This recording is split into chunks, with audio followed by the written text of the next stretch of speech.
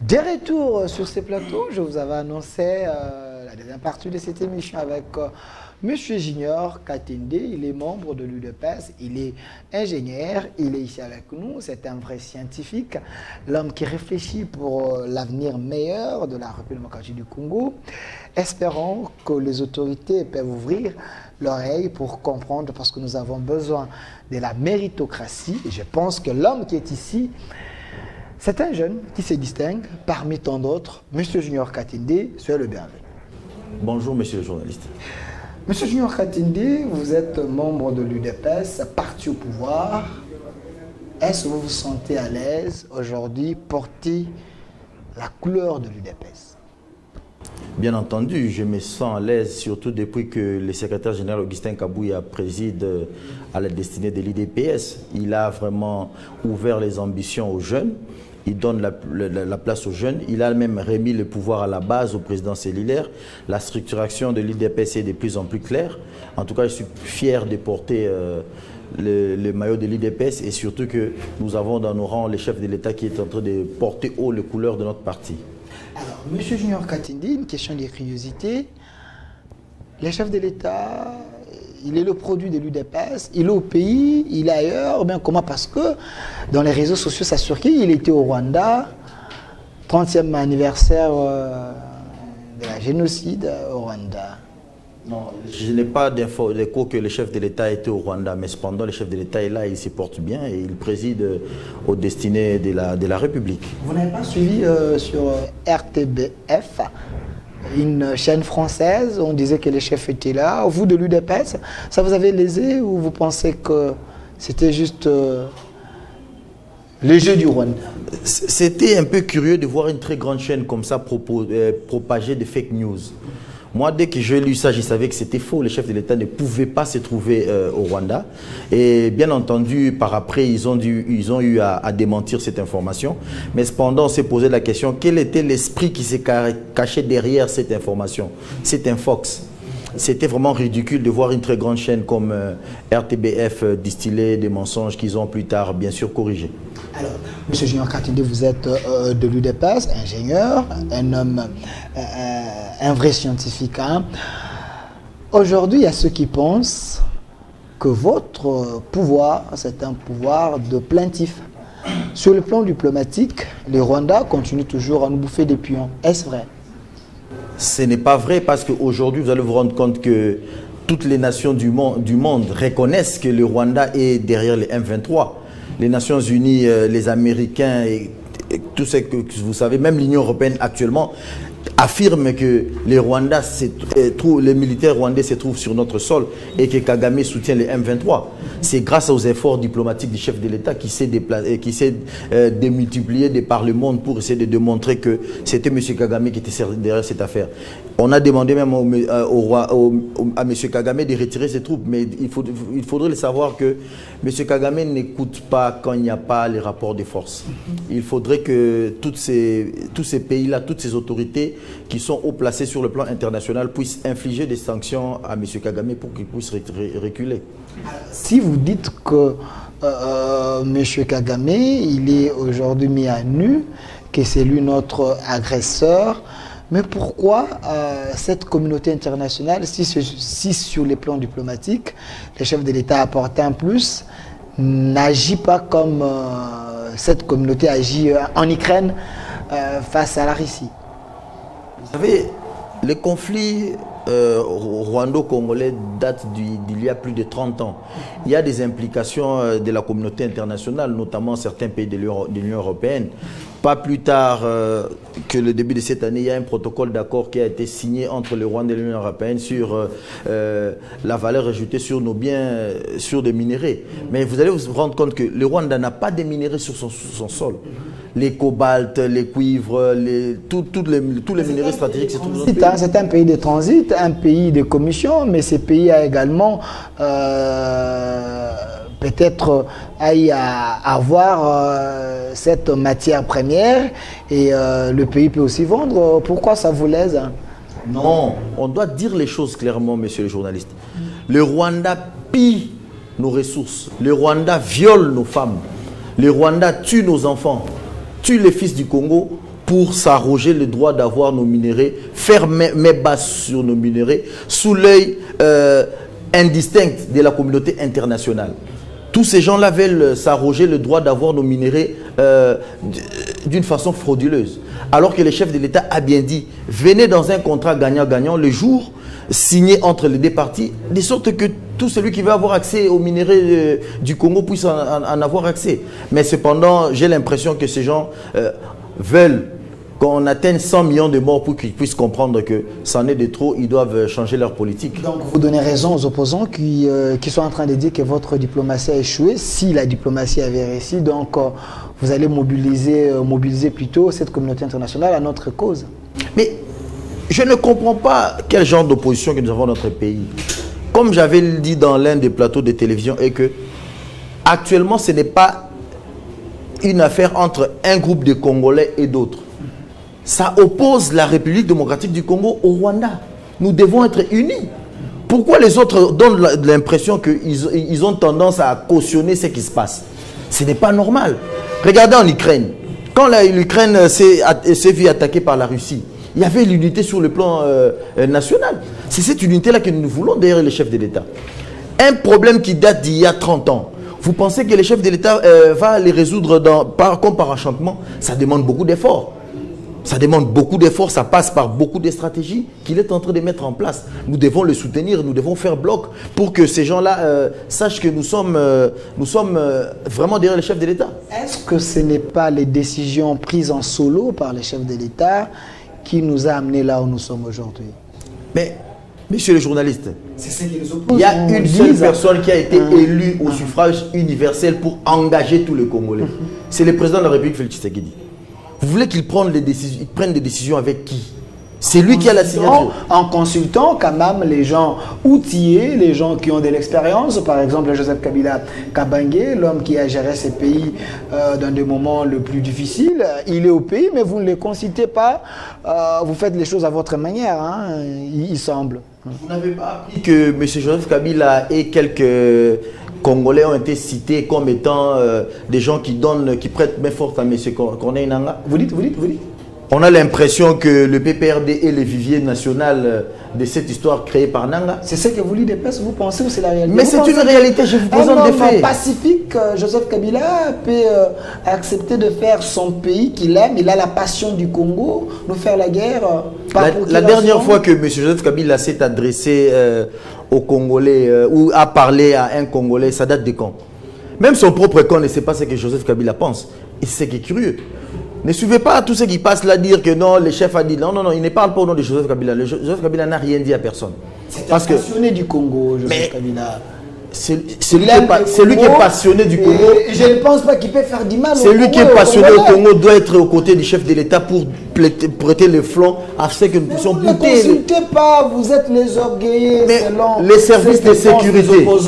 Vous ne cherchez pas les Raymond Tshibanda, les Némi Mwilanya, les Chadari, les gens qui ont géré avant vous, ils ont l'expérience. Vous faites les choses à votre manière et vous créez des problèmes au pays. C'est ce que les gens du FCC disent. J'étais avec Ferdinand Kambere, il m'a dit la même chose. Vous avez cité dessus. Mais donc, vous voulez que nous puissions accepter les accords de la honte qui ont été signés en 2009 et 2013 pour mettre à genoux notre pays? C'est ce que vous me dites? Il y a les accords de la Mais les M23 et les gouvernements, avec Raymond Tshibanda, ils ont signé des accords. Je me rappelle même le président Obasanjo a dit 2-3 fois à M. Raymond Tshibanda, est-ce que vous êtes sûr de signer cet accord? Par 3 fois, M. Raymond Tshibanda a dit oui. Vous étiez là, mais ce sont des faits. Ce sont des faits, sous le bois, là-bas, ils mettaient des parlementaires debout. Parce qu'India m'avait dit, dans votre parti, vous avez des cadres moyens, vous ramassez des choses dans les rues, vous amenez ça. L'avantage d'être sous le bois, c'est que nous respirons de l'air naturel. Mais quand vous êtes tout le temps dans ces airs-là conditionnés, vous respirez de l'air qui est un peu mélangé avec tantôt du frayon et consort. Vous pensez que vous ne réfléchissez que pour votre poche au lieu de l'intérêt général. Raymond Tshibanda, il s'est battu pour qu'il y ait la paix, hein, parce qu'il y avait cette paix en RDC. Donc Kabila était un vrai diplomate. Hein. À ce que je sache, M. Joseph Kabila, l'ancien président de notre pays, n'a pas mis fin au groupe rebelle en République démocratique du Congo. Au contraire, c'est eux qui ont amené ça. avec les l'AFDEL et consorts. Mais c'est la continuité des AFDEL et consorts que nous voyons aujourd'hui. Il y a quand même les enfants qui sont en train de nous regarder. La continuité de l'AFDEL. L'AFDEL, c'est une force de la libération. Avec les Rwandais, les Ougandais, tous ces gens qui sont venus, depuis que le monde est monde, c'est la première fois qu'on puisse avoir un chef d'état-major étranger dans un pays. On a eu M. James Kabaré ici, chef d'état-major. Dans chaque révolution, il y a les à côté, mais il faut regarder ce que le Congo avait gagné. Donc, on avait cherché un dictateur pour libérer quand même le peuple congolais. C'est ce que les gens du PPRD disent. Ça nous a plus préjudicié qu'autre chose. Ces différents accords qu'ils ont voulu signer à tout prix pour chasser M. Mobutu du pouvoir nous causent du tort jusqu'à aujourd'hui. Ce sont ces accords contre lesquels les chefs de l'État sont en train de se battre. Vous pensez que tous ces gens-là font la guerre à la République démocratique du Congo? Pourquoi? C'est parce qu'ils ont compris qu'en face, il y a quelqu'un qui n'est pas faible. Il y a quelqu'un qui ne veut pas obtempérer aux dictats et aux accords qui ont mis ces pays à gérer. C'est tout simplement ça. Avec Gilbert Kankondé, vous les avez invités ici, vous les avez logés, plus de 14 mois, moins que je me trompe. Et est-ce que c'était Kabila qui vous avait dit d'aller les inviter, les amener ici? Vous les avez rassurés des choses. C'est vous, c'est votre manière de faire. Le chef de l'État a confirmé, il avait dit, Gilbert Kankondé les avait invités, lui-même n'était pas au courant. Celui qui engage la République démocratique du Congo vous dit qu'il n'était pas au courant et qu'il n'a jamais discuté avec ces hommes-là. On discute de quoi? Est-ce que ça, ce n'est pas une faiblesse? Non, ce n'est pas une faiblesse. Ce n'est pas une faiblesse. Ce n'est pas une Il y a faiblesse. un ministre de l'Intérieur qui invite un ancien groupe rebelle, les gens qui ont tué des Congolais, il les loge avec son argent ou l'argent de l'État, et puis le chef de l'État est surpris. Est-ce que ce n'est pas de l'amateurisme au sommet de l'État? Monsieur, je vous dis, même aux États-Unis, même en temps de guerre, les négociations existent. Vous comprenez? Ne me dites pas que M. Gilbert Kankondé avait amené tout un bataillon de M23. Mais dis-moi, il les deux ou trois personnes, il les avait amenés, pensant que les chefs de l'État n'étaient pas au courant. Mais chaque ministre est responsable de la politique de son secteur. Ok. Maintenant, si les ministres s'arrogent le droit d'aller au-delà de ses prérogatives, vous n'allez pas incomber cette faute-là au chef de l'État. Non. Voilà, tout le monde veut devenir ministre, mais tout le monde ne sait pas quoi faire dans son ministère. Donc, vous confirmez que vous, au sein de l'UDPS, Gilbert Kankondé, c'est un incompétent? Nullement. Je vous dis que chaque ministre est responsable de la politique de son secteur et qui n'engage pas les chefs de l'État forcément dans ce qu'il fait. Monsieur Junior Katende, un homme intelligent et scientifique de mon pays, ingénieur.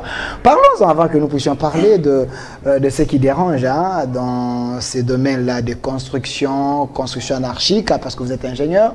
Mais parlons de la formation du gouvernement. J'ai vu hier Madame Judith Toulouka, la première ministre, recevoir certaines délégations, Jean-Pierre Bemba, Batu Lukwebo et Vital Kamerhe. Pensez-vous qu'il faut qu'il y ait un changement, qu'il y ait de nouveaux visages dans ces nouveaux gouvernements qui va relever les défis de la RDC? Soit il faut faire recours à l'expérience de gens comme des Bati, Vital Kamerhe et les Jean-Pierre Bemba. Moi, je pense que, je vais vous dire honnêtement ce que je pense. La politique des autorités morales est en train de tuer ces pays à petit feu. Vous dites? Je vous dis sans mâcher le mot que la politique des autorités morales est en train de tuer ces pays à petit feu. Ils ont l'expérience. Je vous dis, voilà pourquoi il faut même changer cette constitution. On n'a pas besoin d'avoir 800 partis politiques dans ces pays. Les chefs de l'État étaient élus depuis janvier. Mais des procédures qui tirent en longueur avec notre constitution fait qu'il n'est pas facile pour lui de prendre des décisions rapidement. Le Sénat qui n'est pas installé, là-bas le gouvernorat, il fallait d'abord qu'il y ait un informateur, après on va nommer le Premier ministre, il faut identifier. C'est une pléthore de procédures qui maintient notre pays sous le sous-développement. Il faut absolument changer cette constitution, réduire le nombre de partis politiques. On n'en a pas besoin d'avoir une pléthore de partis politiques. Mais c'est le combat de l'UDPS. Mobutu voulait qu'il y ait un seul parti politique, un père, mais les Tshisekedi avaient voulu qu'il y ait pluralité des partis. Aujourd'hui, c'est que vous-même vous voulez, ça vous ennuie? Nous sommes d'accord qu'il y ait pluralité des partis, mais pas des partis mallettes. Ok, il y a des partis mallettes. Mais il y a des partis qui n'ont même pas une représentation seulement ici au Congo central. C'est vrai, ça? Mais c'est un parti politique. Okay. Et qui veut parler d'égal à égal avec l'UDPS. parce que son autorité morale a un peu de moyens. Ce sont des choses comme ça qu'il faut bannir. Donc il y a des partis créés au major. Il y a des partis, je vous dis la vérité, on doit absolument changer cette constitution et vite. Il faut la changer. Mais il faut changer. C'est une constitution qui... Le départ de Félix Antoine. Pourquoi attendre après le départ? Non, pourquoi attendre après le départ? Vous lui avez exigé des mandats. Tshisekedi aussi doit respecter la constitution. Et après les 2 mandats, peut-être Faïlou, peut-être Moïse Katumbi qui est un vrai Congolais. Peut-être, mais pourquoi? Rapport entre le fait de changer la constitution et le président Félix Tshisekedi. Si vous changez la constitution, donc les mandats tombent, donc le chef de l'État peut encore postuler. Mais si cela c'est de la conséquence, tant mieux. Mais le problème c'est qu'il faut changer cette constitution qui nous maintient sous les jougs du sous-développement avec des procédures à ne pas finir. Prenons seulement un cas simple, le cas des gouverneurs. Je vais vous dire la vérité que l'Africain, sa façon de concevoir le pouvoir, pour lui le pouvoir c'est les chefs de l'État. Okay. Mais si pour l'Africain, quand tout va mal, c'est les chefs de l'État, c'est les chefs de l'État, il faut donner au chef de l'État suffisamment de pouvoir qui lui permettent de prendre des décisions rapidement. Par exemple, on doit nommer des gouverneurs. Pourquoi on doit aller dans des méthodes élastiques où il faut faire élire des gouverneurs où tu vois qu'il n'y a que la corruption qui prime? Vous allez vous rendre compte que pour la ville de Kinshasa, c'est clair que si on veut respecter la légalité et le poids politique, c'est l'UDPS qui doit avoir le gouvernorat de Kinshasa. Mais tu vas voir qu'il y a des candidats, qui n'ont aucun député provincial, mais ils postulent quand même. Alors qu'il sait que ce sont les députés provinciaux qui vont élire. Non, il peut les aider par internet, par son intelligence, par son projet. Est-ce qu'on vote parce que vous êtes d'un parti politique ou on vote un bon projet qui peut aider la République à aller de l'avant ou soit la province à aller de l'avant? Facilement. Nous, membres de l'UDPS, nous, cadres de l'UDPS, nous avons voté nos députés provinciaux pour qu'ils puissent à leur tour nous voter notre gouverneur que notre parti nous avons désigné. C'est le pacte que nous avons signé avec eux. Maintenant, dites-moi, quand un tiers s'immisce, c'est pour mettre en exergue son plan ou bien le plan que l'IDPS veut bien mettre en exergue pour la ville de Kinshasa? Monsieur Junior Katende, vous savez les coups que vous avez fait à l'FCC et PPRD. Il y a un article à l'époque qui disait qu'un député, il est responsable de son choix, il n'est pas lié à son parti pour faire ses choix. Donc, les députés de l'UDPS, une fois à l'Assemblée provinciale, ils peuvent également voter celui qui peut le séduire avec ses idées et non les candidats de l'UDPS si c'est un cadre moyen, comme India Omar il est dit, pourquoi le voter? Monsieur India Omar, il pense qu'il est plus cadre que moi qui vous parle devant. C'est quelqu'un qui a géré. Être politologue ne veut rien dire, monsieur. Quand le bilan est négatif, ça reste négatif, quels que soient les diplômes que vous pouvez porter. En parlant de ce que vous êtes en train de dire là, je répète, le chef de l'État est la seule personne qui a été élue par la majorité des Congolais. Par conséquent, si le chef de l'État se sent bloqué par la mauvaise foi de ses interlocuteurs, il revient par sursaut patriotique que la population le suive. Nous, population, avec le discours de 6 minutes, le discours historique de 6 minutes que le chef de l'État avait fait, la majorité de la population était contente. Vous avez vu les gens, les casseroles, tout ça, les sifflets. Et nous, les députés qui sont votés par la population ne pouvaient que suivre cet élan patriotique de la population. C'est ce qui était fait. C'est historique, c'est pour sauver la nation. Et tu as vu que la majorité de tous ces gens-là se sont rués pour suivre la vision du chef de l'État. Ce n'est pas à comparer avec quelqu'un qui postule, sachant qu'il va aligner les billets verts pour essayer de soudoyer les députés. Mais je vous dis, le mot d'ordre a déjà été donné par notre secrétaire général, Augustin Kabouya. Ces jours-là, nous tous, nous allons nous présenter aux différentes assemblées provinciales pour voir comment nos députés vont élire notre gouverneur. Alors, pas de problème. Espérons que vous allez les imposer la dictature. Il semble que l'UDPS a quitté d'être un parti de la démocratie pour devenir un parti de la dictature. Alors, je demande à la réalisation de me proposer la photo de M. Vital Kamerhe, un homme très intelligent et éloquent de mon pays. Il a été reçu par Mme Majidi Tetoulouk, la première ministre. M. Junior Katende, regardez un peu M. Vital Kamerhe, c'est votre allié, hein, votre allié, le faiseur de roi, l'homme qui avait fait que le président soit ce qu'il est aujourd'hui. Il était son directeur de cabinet à l'époque, n'oubliez pas. Il était ministre, le VPM de l'économie. Est-ce l'homme a laissé des traces? Donc pour vous, quand on est directeur de cabinet du chef de l'État, on fait du chef de l'État un roi. Je ne pense pas. L'IDPS n'est pas un parti moindre. Non, c'est notre allié. Tout ce qu'il touche, il les transforme. C'est notre allié. Vital Kamerhe va amener Kabila au pouvoir. Tshisekedi, c'était la même chose. Hein. Donc c'est un manager, l'homme que vous voyez ici, Vital Kamerhe. Allié. Je n'ai pas de jugement de valeur à porter sur une personne qui travaille aux côtés du chef de l'État, à qui le chef de l'État fait confiance. Si le chef de l'État lui fait confiance, bien entendu, c'est qu'il a une certaine utilité pour la République.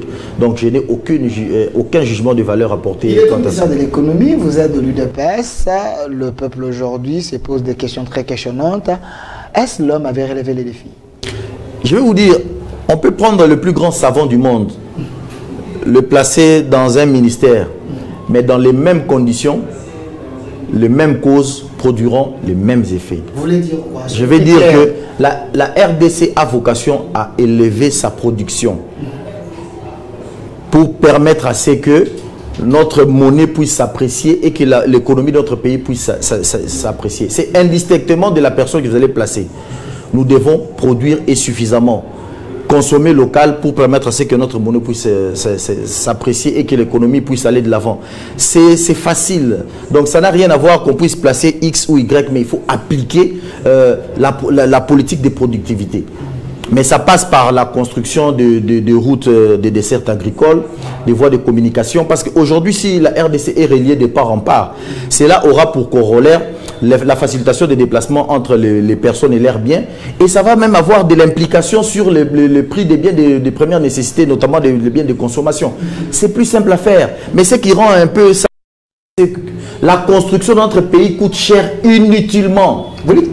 J'ai dit que la construction dans notre pays coûte cher inutilement. N'oubliez pas, vous avez dit qu'il est ingénieur, vous dites que ça coûte cher inutilement. Comment vous pouvez comprendre qu'un pays qui a tout, les minéraux, les carrières des pierres, tout ce que vous voulez, mais on a 1 kilomètre de route à 4 bandes qui vous coûte $1 million. C'est excessivement cher pour rien. Qui sort qui est le ministre des Travaux publics, c'est un homme intelligent.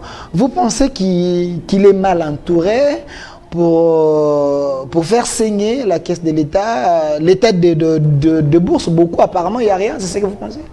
Non, c'est que je pense que le ministre Alexis Guizarro a fait ce qu'il a pu faire. Il a trouvé un état de choses comme ça. Les prix, il ne les a pas inventés, il les a trouvés comme ça. Et le ministre n'a pas vocation de faire appliquer l'exécution de projets, non.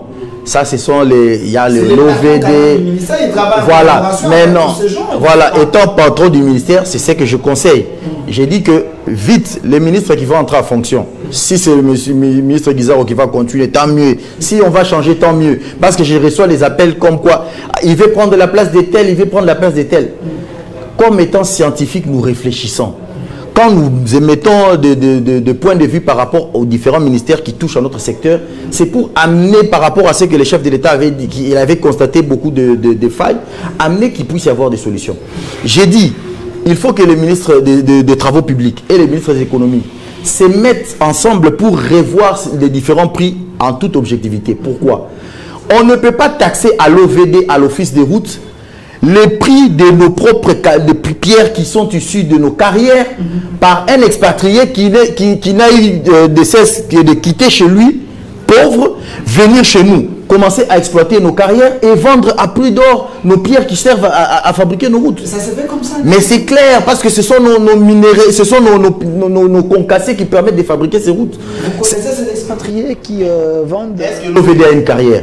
Est-ce que l'Office de route a une carrière? Est-ce normal? Qu'est-ce qui les empêche d'en avoir? Parce qu'ils sont au Congo, ils peuvent s'en procurer.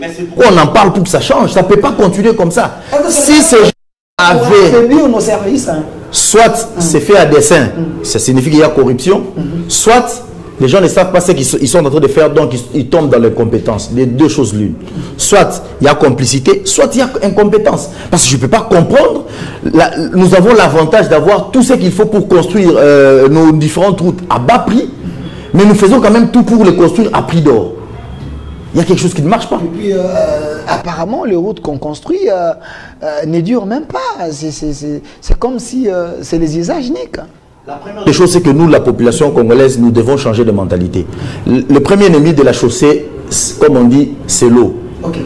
Alors, l'eau sur la chaussée est faite pour être reprise par les différents caniveaux, appelons ça comme ça, terrassés comme les Congolais l'appellent. Mais si c'est qu'on appelle terrassés, là, les caniveaux sont bouchés par des déchets, l'eau qui devait se diriger vers les caniveaux va rester sur la chaussée et détruire la chaussée. Là, c'est ce qui est un peu courant. Mais la réalité, on doit aussi reconnaître qu'il y a des mauvaises qualités, des bitumes qui sont utilisés qu'il faut un peu revoir. À qui la faute? Parce que gouverner, c'est prévoir. Celui qui a un marché, on lui donne l'argent avant de construire, donc il doit mettre tout cela en pratique. Mais j'estime que pour la construction de routes, il n'est pas bon de donner à tout venant la latitude de construire les routes. Il faut renforcer la capacité de l'OVD, renforcer la capacité de l'Office de route pour qu'ils puissent construire la majorité de nos voiries et de nos routes eux-mêmes. Il semble que ces gens, ils ont des méthodes anciennes. Hein. Il faut s'adapter aux gens qui ont construit peut-être au Qatar. Vous avez les Indiens, donc les nôtres ici n'ont pas la technicité, la méthodologie, ou soit la technologie nouvelle. Hein. De construction. Je connais la compétence de l'OVD et l'Office de route pour ne pas affirmer, pour affirmer ce que vous venez de dire. Mais tout simplement, il faut les placer dans les conditions qui leur permettent de faire bien leur travail. Ils doivent avoir des engins. On ne construit pas une chaussée à main nue. Ils doivent avoir des engins modernes qui leur permettent de travailler correctement. Et il faut un bon contrôle. Parce que dans ces secteurs-là, il y a vraiment beaucoup de désordre dans ce qui concerne le contrôle. On ne peut pas avoir l'OVD ou l'Office de route qui a la latitude d'octroyer des marchés et lui-même peut donner à qui il veut la possibilité de faire des contrôles. On devient à ce moment-là jugé parti. Voilà pourquoi je suis en train de préconiser que le BTC, qui est le Bureau technique de contrôle, puisse être muté en inspection générale des travaux publics, ayant la latitude d'exécuter le contrôle sur le plan national et indistinctement de ministères en ce qui concerne les travaux publics. Parce qu'aujourd'hui, toutes les entités décentralisées peuvent initier des projets de travaux publics. Mais il faut qu'il y ait une structure qui s'élève au-dessus de tous, capable d'effectuer ce contrôle-là. Donc, le BTC doit muter en inspection générale des travaux publics sous le contrôle de la présidence de la République pour chapeauter un peu, pour mettre un peu de l'ordre dans ces secteurs. Donc, on doit enlever à l'OVD, enlever à l'Office des routes, enlever aux grands travaux la latitude de désigner les entreprises qui doivent effectuer le contrôle. Parce que eux, ils octroient déjà des marchés, ils ne peuvent pas être en même temps capables de donner les contrôles. Parce qu'il y aura un contrôle laxiste, un contrôle accompagnateur, et ça, c'est pas bon. Donc, il y a un désordre organisé. Il n'y a pas un désordre organisé, mais nos lois ne sont plus adaptées à la réalité des faits. Il faut les changer. Alors, M. Junior Katinde, membre de l'UDPS, un vrai scientifique, il est ingénieur, il est politique.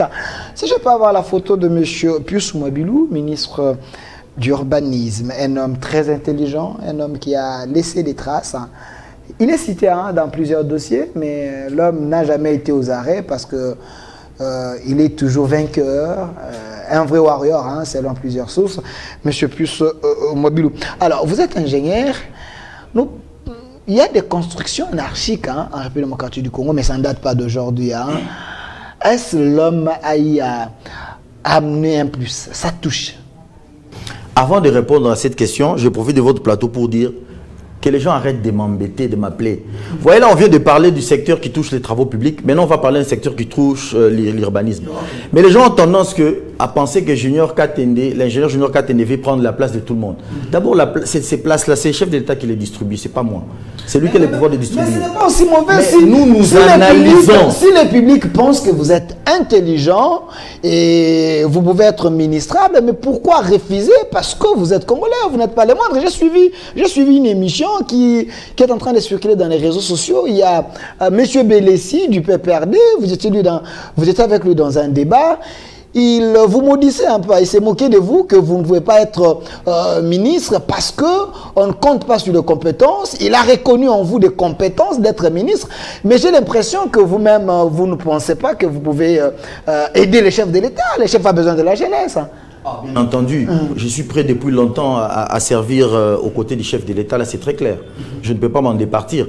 Mais ce que je dis, ce sont les différents services qui travaillent avec les différents ministres, qui pensent que quand moi je parle à la télé pour essayer de porter des solutions aux problèmes, c'est que moi je vais forcément prendre la place des X et Y. Donc faire la politique des vous comprenez? Moi je veux que les chefs de l'État puissent réussir dans ces mandats. L'UDPS est entré dans la majorité pour ne plus jamais la quitter. Vous dites l'UDPS est entré au pouvoir pour ne plus jamais la quitter. J'ai l'impression que vous voulez violer la Constitution. Comment? Le pouvoir, c'est les deux mandats et puis vous laissez la chaise à d'autres politiciens. Mais pourquoi vous ne voulez pas quitter? L'UDPS est indistinctement du chef de l'État. L'UDPS, c'est l'UDPS. Vous allez empêcher l'UDPS de concourir au poste de président de la République. Le chef de l'État, vous avez des cadres moyens selon Indy Omari. Donc, je ne vois plus au sein de l'UDPS qui veut être candidat président de la République. Peut-être que Kabounda, mais vous avez fait de lui votre prisonnier politique selon les opposants. Et qui peut être candidat président de la République? Pitié Kazadi ou bien Chilumba ou bien qui? Je ne sais pas, peut-être. Il y en a beaucoup. En commençant par mon secrétaire général Augustin Kabouya, il y en a beaucoup. Et ils n'en manqueront jamais. Il semble qu'Augustin Kabouya n'a pas la maîtrise. Hein. C'est un homme qui réagit à chaud pour postuler ou soit être candidat président de la République. C'est un peu compliqué. Son tempérament ne le permet pas de l'être. Que le siège Augustin Kabouya n'a nullement dit à quiconque qu'il veut être président de la République. Oui, là je suis. Vous pensez. Mais moi, je pense qu'il a les compétences aussi d'y être. Mais son tempérament, il semble que... Je n'ai jamais vu quelqu'un qui a la maîtrise de la foule comme Augustin Kabouya, notre secrétaire général, et le président de la République, Félix Tshisekedi. Je m'inspire même de lui. Quand vous pensez avoir du trouble, tout ça, il a des mots pour essayer de tempérer la foule. Et ça, c'est un élément essentiel pour tout leader. Et j'ai eu la chance, par 2 fois, d'être avec le siège Augustin Kabouya. Une fois, il avait reçu notre cellule, et une autre fois, il m'avait reçu avec mon président cellulaire. Quand vous voyez le comportement d'Augustin Kabouya en public et en privé, c'est les jours et la nuit. En public, quand il porte l'esprit du général, il parle, il harangue les foules. Il s'adapte. Il s'adapte avec la foule. Mais quand il est en privé, vous avez à peine du mal à entendre sa voix. Dans un certain nombre d'états. Donc, il est à 1 mètre de vous. Quand il parle, vous avez du mal à entendre sa voix. Donc, c'est vraiment quelqu'un qui sait s'adapter. Et c'est ce qui permet même à des autorités comme ça d'éviter des maladies comme la tension et les consorts. J'aimerais placer un mot. Je sais, il y a 6 mois, je l'ai reçu dans mon émission, Augustin Kabouya. On a fait une émission avec lui. L'homme, il est intelligent, mais je le félicite hein, parce qu'il a amené une majorité confortable au chef de l'État. Donc, ce que Kabound n'avait pas fait, Kabouya l'a fait. Aujourd'hui, le chef a une majorité écrasante. C'est par ses méthodes, hein, sa manière de faire. Ça coûte chapeau à Augustin Kabouya. Alors, parlons de construction anarchique en République démocratique du Congo. Est-ce Pius Mwabulu a amené sa touche? Monsieur Pius Mwabulu a essayé de faire ce qu'il a fait, mais où je n'ai jamais été d'accord avec lui, c'est son fameux arrêté qu'il a pris avec le ministre des Finances qui reconditionne les modalités pour l'obtention de l'autorisation de bâtir, les permis de construire. C'est ce qui nous cause même beaucoup de problèmes maintenant. Ce coût est très exorbitant. C'est en train de dérober beaucoup de maîtres d'ouvrage d'aller souscrire à cette histoire-là qui est pourtant vitale pour l'exécution des projets. Donc, si vous comparez l'ancien arrêté et le nouveau arrêté, vous allez voir que les coûts est de 10 à 20 fois même supérieurs à la normale.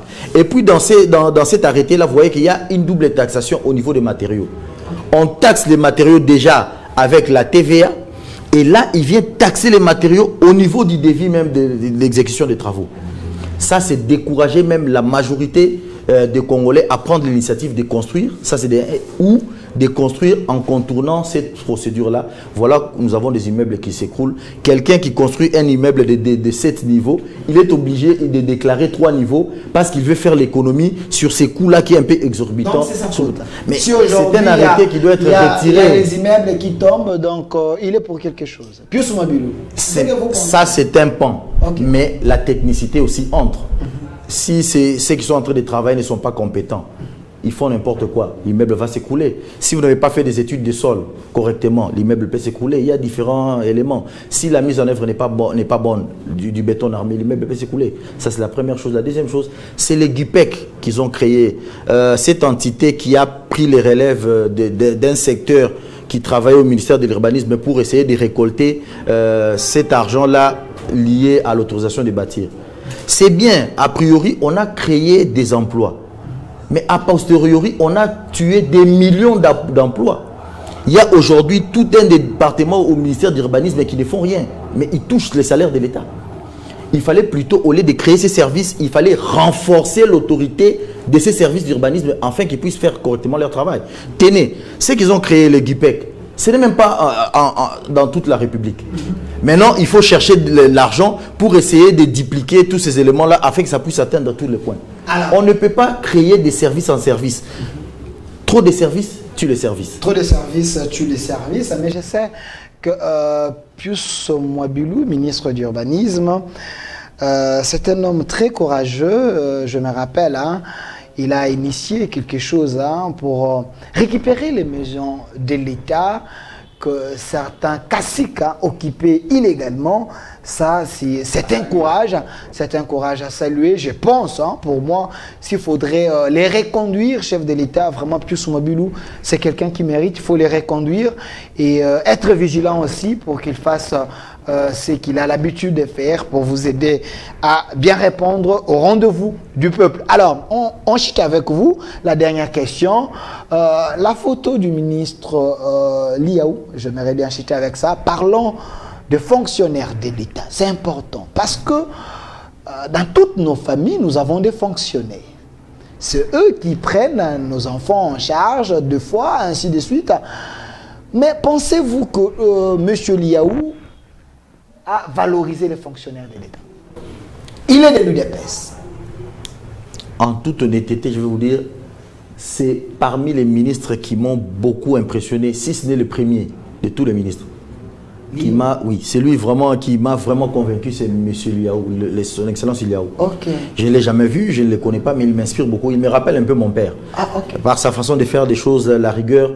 En tout cas, le ministre Liaou, coup de chapeau. Il s'est vraiment distingué. S'il n'est pas au gouvernement, même moi, je serais choqué. Franchement. Bon, le chef de l'État avait dit automatiquement, il va les reconduire. Parce que franchement, Liaou, avec les moyens du bord, ce qu'il est en train de faire, c'est vraiment remarquable. Okay. C'est vraiment remarquable. Très remarquable. Monsieur Junior Katende, regardez la caméra. On retient quoi de votre passage aujourd'hui? Vous avez à dire autant de choses, mais qu'avez-vous envie de dire que vous n'avez pas dit? Ce que je vais dire en peu de mots, c'est que je pense qu'il est temps que notre pays puisse vraiment décoller pour atteindre son développement. En prenant en compte les 6 points que le chef de l'État avait énumérés, moi je peux les regrouper en 5 points. J'ai dit la première chose, c'est que nous devons changer de mentalité et bannir la corruption. Ce sont les 2 premiers éléments qui vont nous permettre vraiment de prendre conscience pour le décollage. Et le deuxième élément, c'est que nous devons construire les routes sur toute la République démocratique du Congo pour permettre à ce que la population et les biens puissent se déplacer. Cela va faire baisser les prix des coûts des biens de consommation. Vous allez voir que même le dollar va baisser rapidement. En utilisant la politique où j'ai dit il faut réduire vraiment sensiblement les coûts de construction des matériaux de routes qui sont exorbitants inutilement. Et la troisième chose, c'est l'électricité et l'eau. La population, pour prendre des initiatives qui vont permettre à ce qu'on puisse atteindre le développement, il faut qu'il y ait du courant. Si je vais construire une cimenterie ou bien je vais, moi, ériger une chambre froide au Bandundu, par exemple, comment je vais faire s'il n'y a pas de courant? Donc, il faut vraiment que le gouvernement puisse s'y atteler. Et le dernier point, je vais dire, c'est l'entrepreneuriat. On va maintenant favoriser l'entrepreneuriat des jeunes. Si ces points que je viens de citer avant sont respectés. Merci, Monsieur Junior Katende. Je précise qu'il est membre de l'UDPS, ingénieur, un homme très intelligent. C'est vrai, il a échangé avec lui sur des questions importantes de la nation, la formation du gouvernement, ce qu'il pense pour un Congo meilleur. Il vous a dit ce qu'il pense, mais j'espère qu'il n'est pas un homme à mettre à côté, parce que le chef croit à la jeunesse.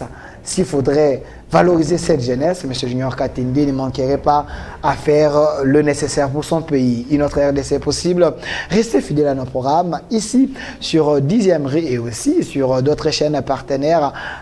Chaque jour, les émissions passent un peu partout. Suivez la rediffusion à partir de 20h10 sur 10e rue. Une autre RDC est possible. Au revoir.